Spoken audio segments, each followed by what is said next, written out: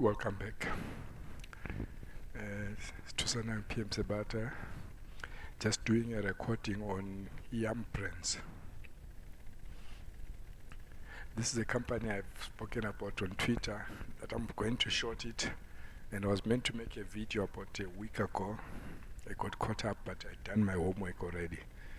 And here it goes. I did an evaluation on Yam Brands. Let's start with the intrinsic valuation for a change.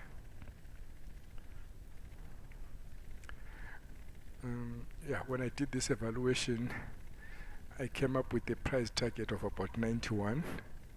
The price, its current price is about 11, but I got in a little bit earlier than that.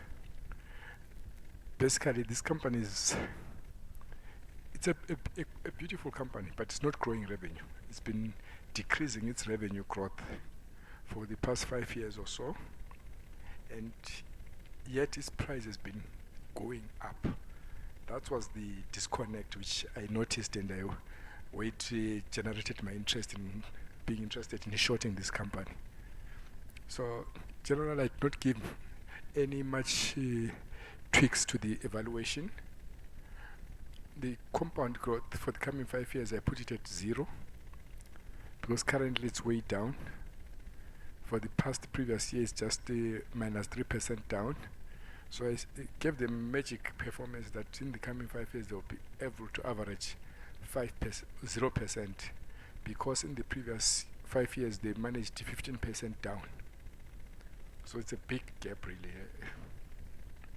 Other than that, I haven't changed much. Most of the stuff I've left it standard, and coming with my evaluation of 91, I think it's fair to a little bit generous for them. I'll be very comfortable with anything within the range of 80 to 90, where I got the evaluation there. Yeah. So from the current price, if somebody was to jump in as of now, and this stock had to go down to its intrinsic value, you would make about 18%. That's a lot for me because I'll be doing it using options. Anything beyond 15% can easily give me double what I would have. My money would be at risk. There's some leveraging there, and this is a good target because I even think it can even go terribly down. Once it starts going down, and most people pick this difference that revenue has been going down, actual sales have been going down, the actual managers of this company, the owners of this company, the equity, it's negative. So if it was to collapse, it's the debtors who are really going to be in for it, because the actual shareholders own nothing in this company. But let's go to the other details. That's the evaluation. I will attach the spreadsheet for the evaluation so that if somebody is interested in details, they can go through them. And where's my... Yeah, I have lots of information on Young Brands there when I was busy evaluating it. You can see when you go back, you'll notice I started somewhere in 6th August. Yeah, 6th of August, I started searching this company a bit more.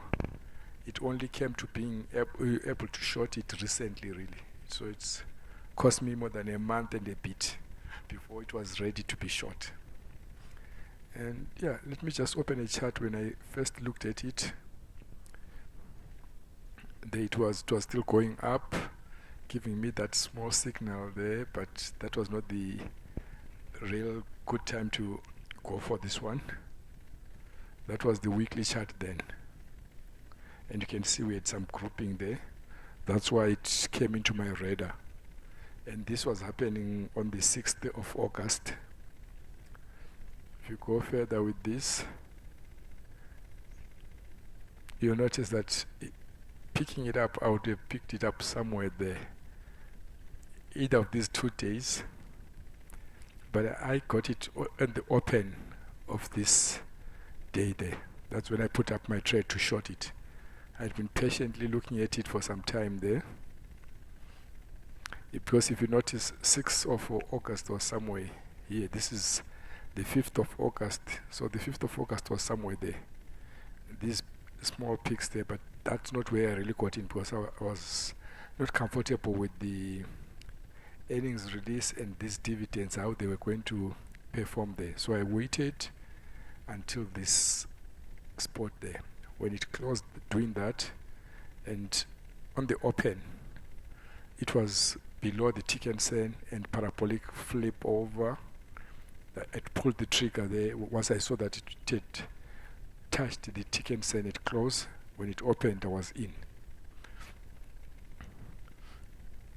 And yeah, let me just go further with these charts.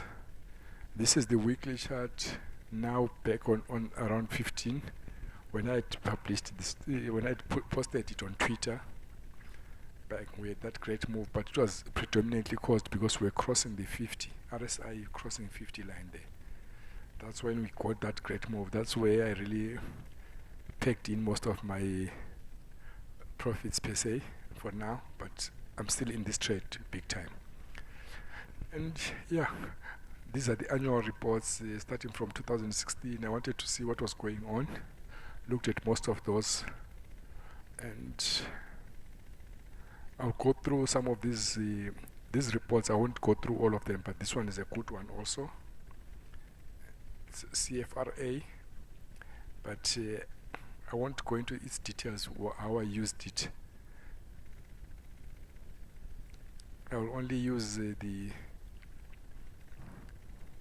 this one called TSR.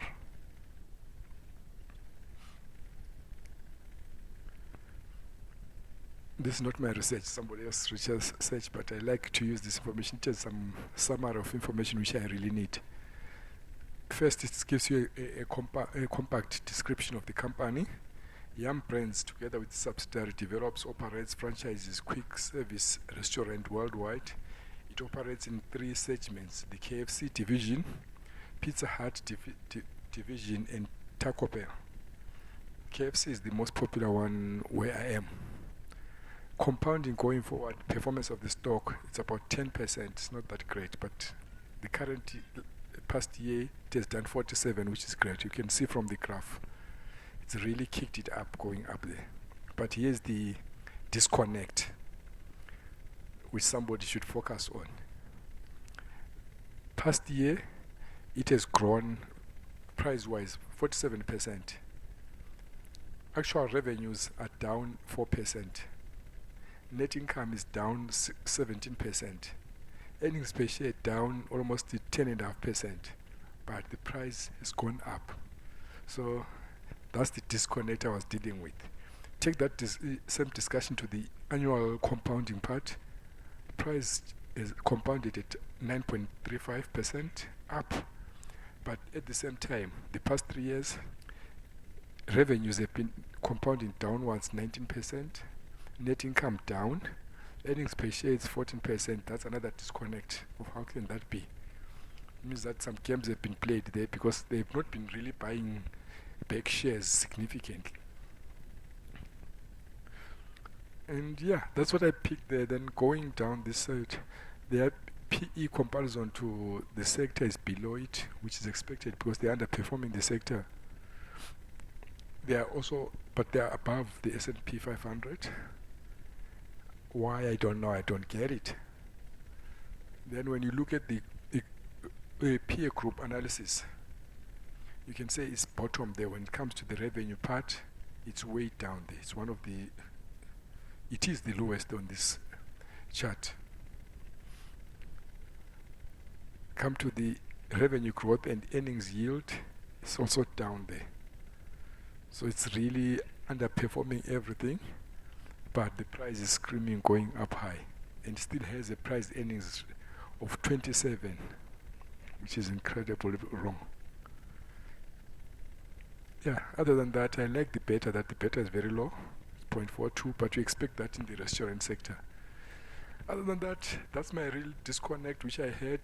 Revenue decreasing, price increasing, and yeah, this disconnect of earnings per share increasing when revenue is going down. Not for 1 year, but for the past 3 years, according to this report. I'll leave this one.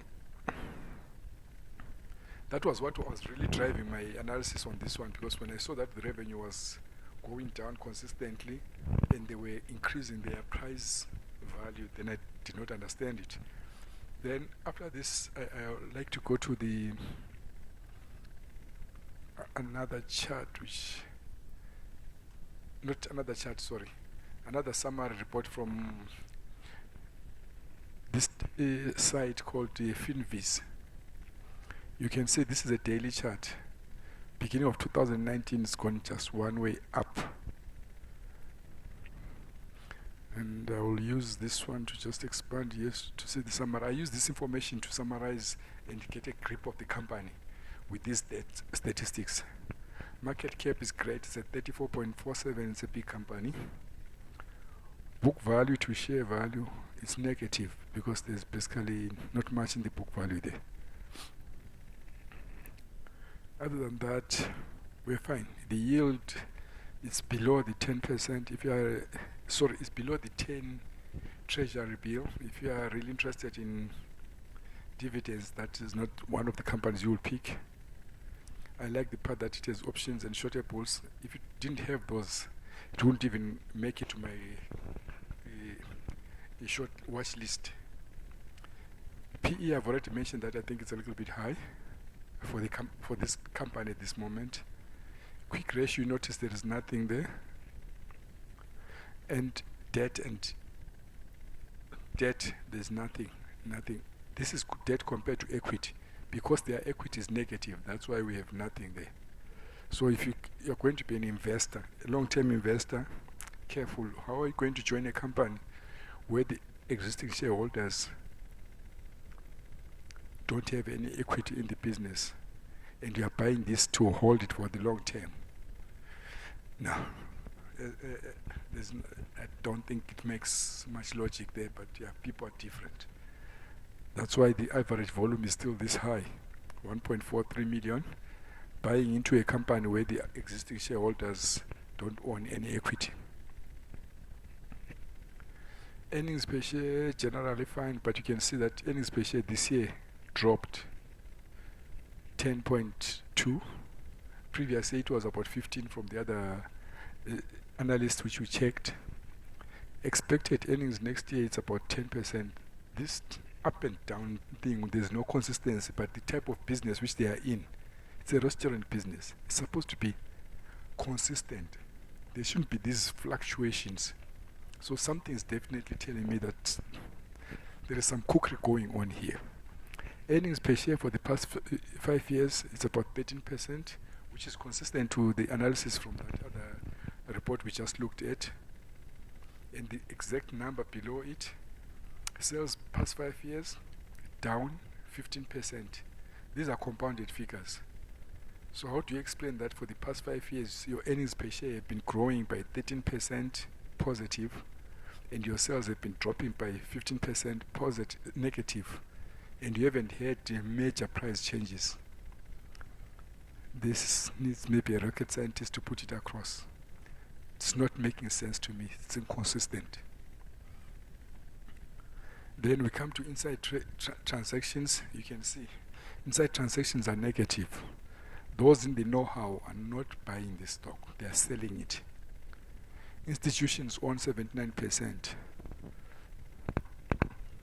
Why they are not getting out, I don't know. Maybe they can't find somebody to sell to, or they are not actually institute investors. They are just trading it. Return on assets, it's very high. You expect that. They don't have much assets, and the price has been really going up. Return on equity is negative because they have negative equity in the company. I've dwelt on that several times. Return on investment is about 90%. It's very great. If you put nothing into the company and you get anything, definitely your return on investment will be major. But for me, that's insignificant. I'm a value trader. So I want to see value first before I can trade. That's why I started this video with giving you an intrinsic valuation. I want to know where the value is, then I can start trading using my technical analysis to see whether there is value in trading this using options.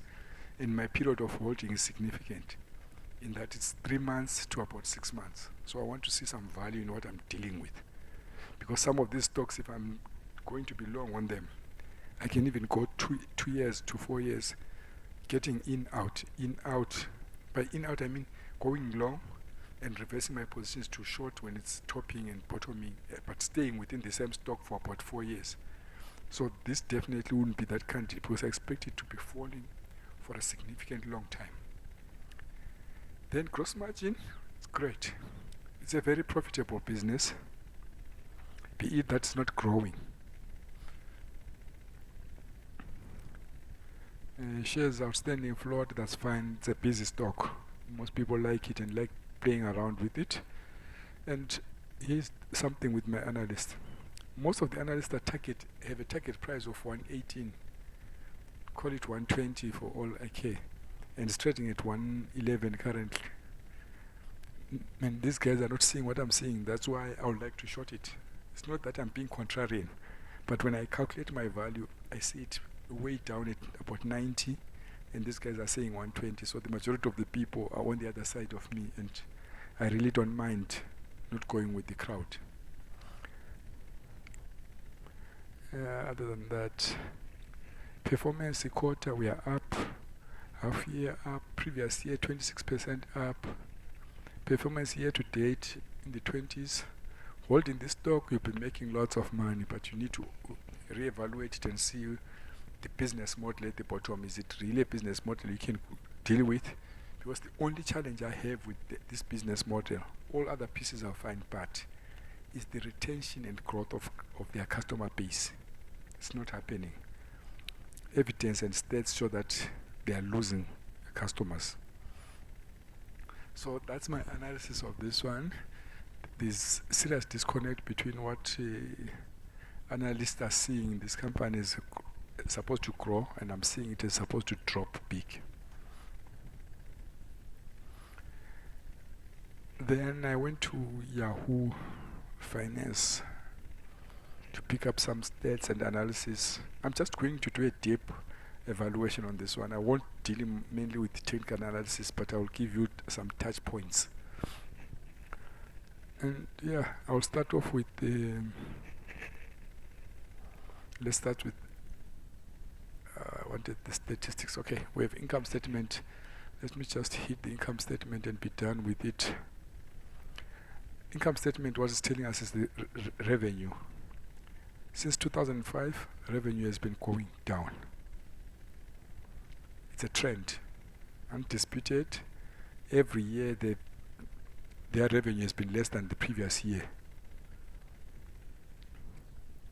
But there is something a little bit surprising. The cost of sales have also been going down, but slower than revenue. They can tell us that they've been controlling their expenses. That's fine by me.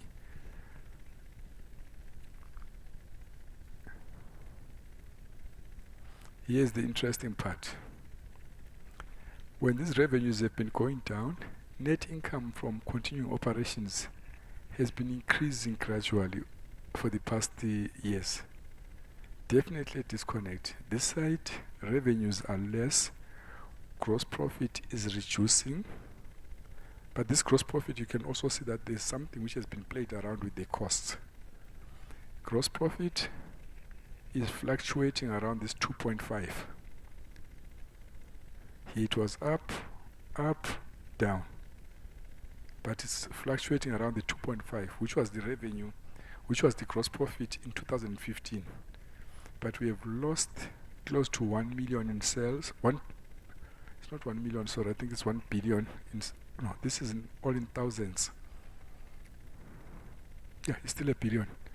We have lost about 1 billion in revenue, but we're even up in gross profit.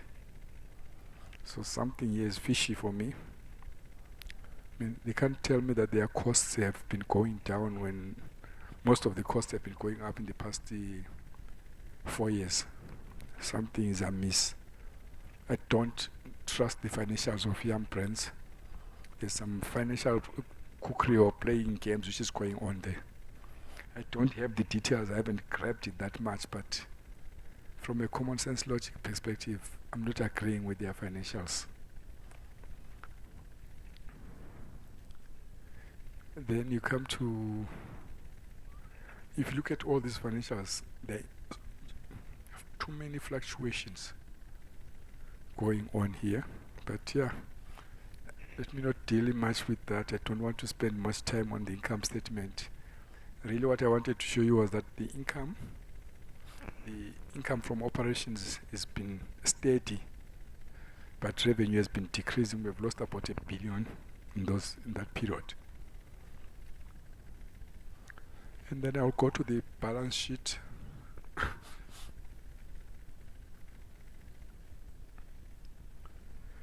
On the balance sheet, the cash has been a flip-flop game all along.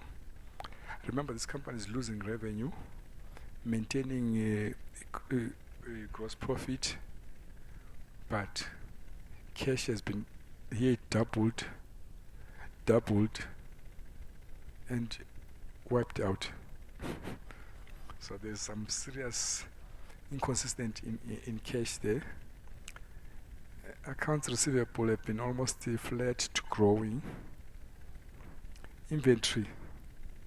Here's a funny thing. These are restaurants, but by the end of 2018 they had no inventory. This is just awkward for me. I find it really not on. Be it even the inventory which they were carrying was so low, but to have no inventory. Young friends, don't play these games, please.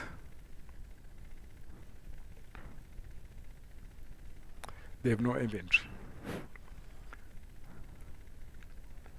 The current assets, they've been gradually dropping. We started off with almost 900, dropped to 200, picked up to 300, now we are down to 180.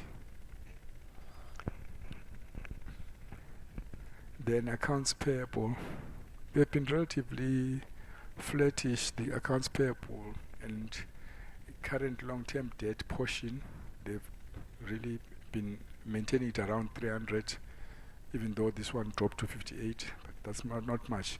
Current liabilities, we had a significant drop from 2015. We dropped it by 1 billion. Since then, we've just maintained it around there. So it's fine. Revenues are dropping, but the debt is not changing. Long-term debt is the one which has really happened for me, and I found it very interesting. Long-term debt has tripled from about 3 billion to almost 10 billion.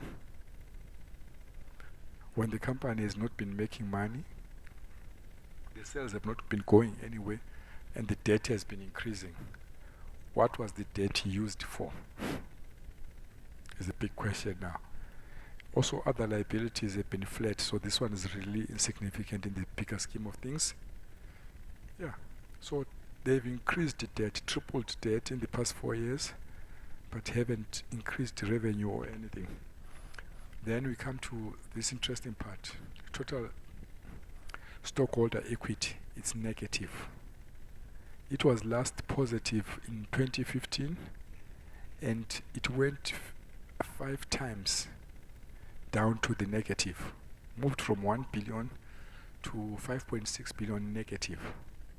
So something happened in this year. They took so much debt, that's why they tripled the debt, and stockholder equity was gone. Let me see when did they do their stock buybacks.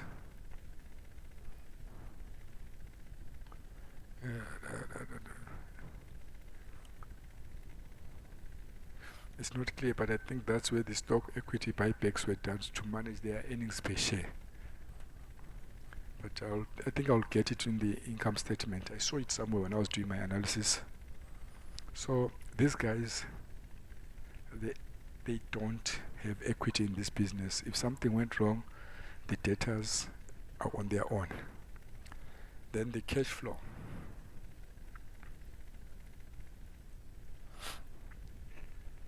Cash flow for me, there's not much significant thing. Net income has been fluctuating but controlled. Depreciation, that what I really want is what happened to that 9 billion which they got as debt. They got it in 2016. So there was nothing much changing there. Dividends, not much. They paid about $1 billion in dividends, which was consistent with the previous year. Nothing much there. Net borrowings, here's the shift. From under $1 billion, 645 to 5 billion. They borrowed lots there. But let's try and get where that money was used for. Total cash flow, I'm not picking it here.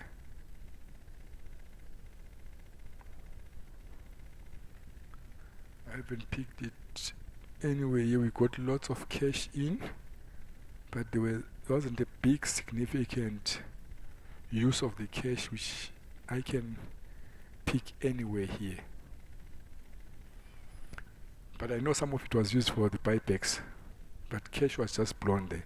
Most probably some of it was even used for funny accusations. But I missed that one. I should have done a little bit digging there to get it right.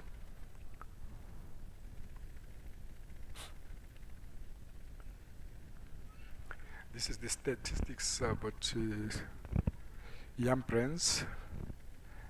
Most of this information we have already looked at it. I'll just highlight what we haven't touched that much.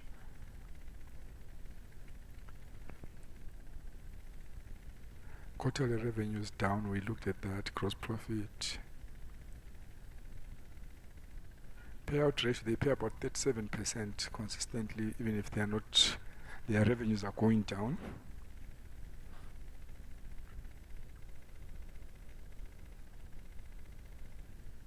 Yeah, not much I really want to discuss here.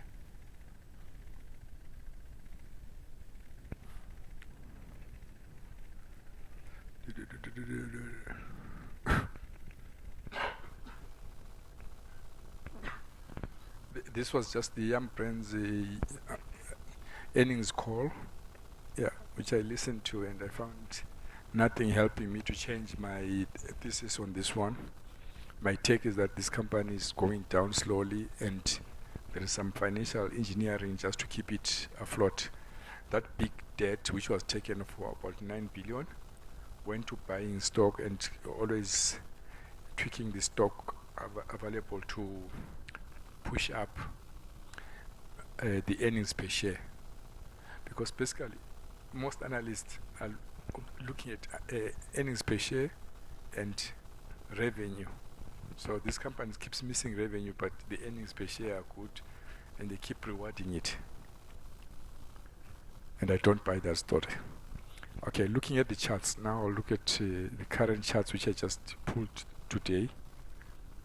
I'll start with the daily.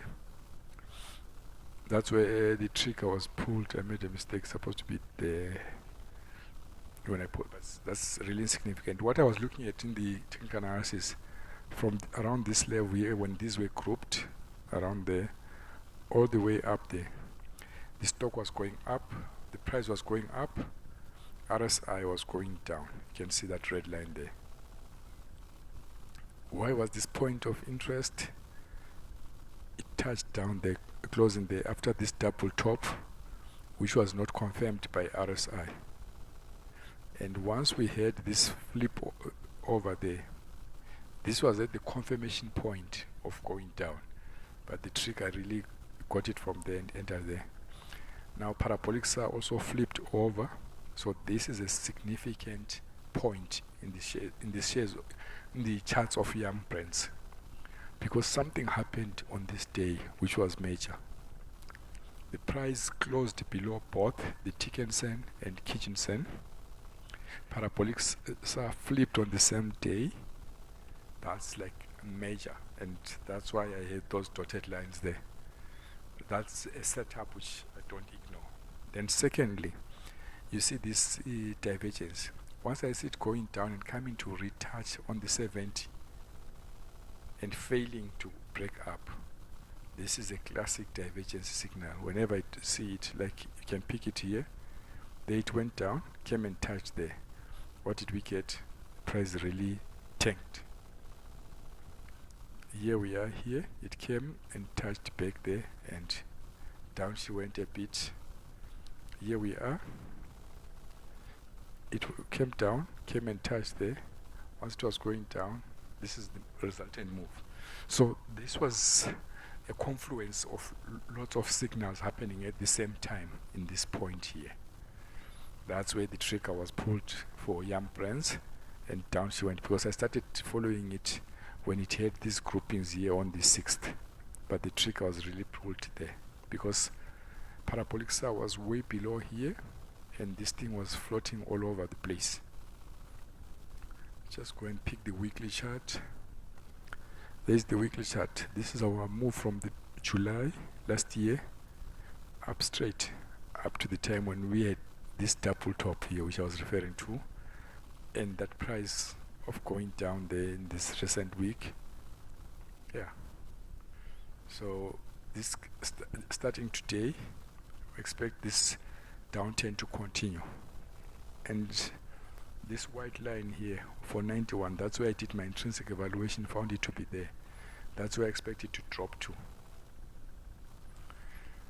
It can be anywhere. My real value zone is between 80 and this 90 zone. That's where I expect it to come down, even from a technical perspective.